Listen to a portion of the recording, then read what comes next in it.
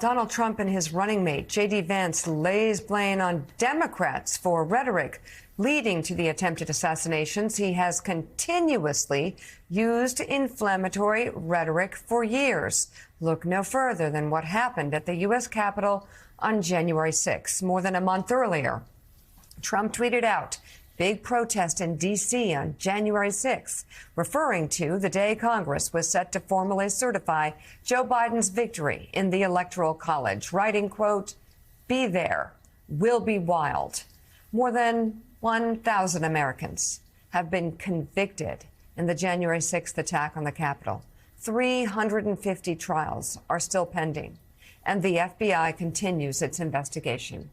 In September of 2020, then President Trump failed to condemn white supremacist groups and their role in violence in American cities, calling it solely a left-wing problem. Proud Boys, stand back and stand by, Trump said.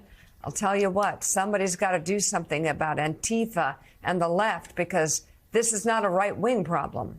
Even before those comments, Trump defended white nationalist protesters in 2017 following a violent and deadly confrontation in Charlottesville, Virginia, saying, quote, "There were very fine people on both sides."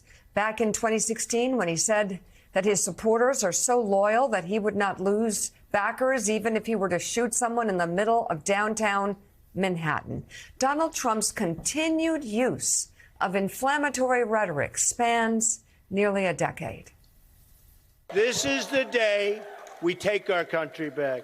So I got a little notice, in case you see, the security guys, we have wonderful security guys. They said, "Mr. Trump, there may be somebody with tomatoes in the audience.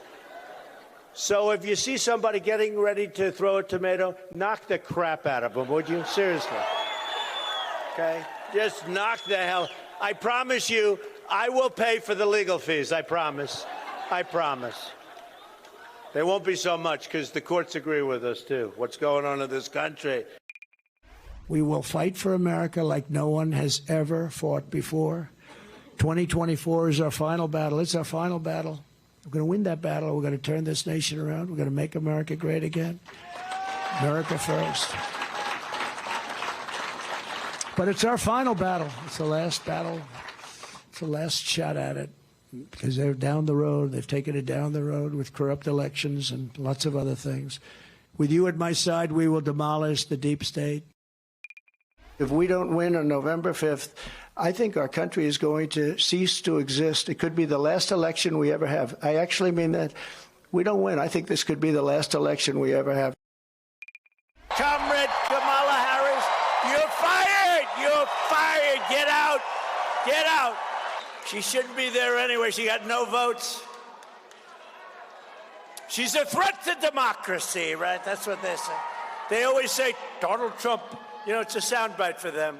Donald Trump is a threat to democracy. No, she's a threat. I mean, there's so many, Jonathan Lemire, there's so many examples where he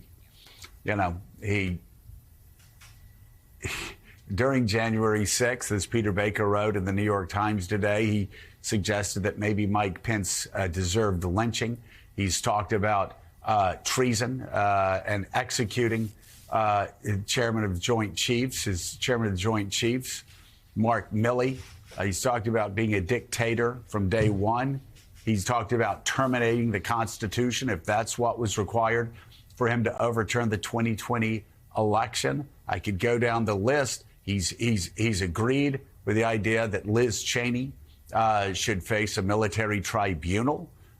He's actually, when he didn't like our COVID reporting and the fact that I was quoting what he'd say during COVID, it was talking about how I needed to be arrested and executed. And you can go down the list. Even the ABC, the two ABC people this past week, his supporters were saying that they needed to be arrested for treason and ABC needed to be taken off the air.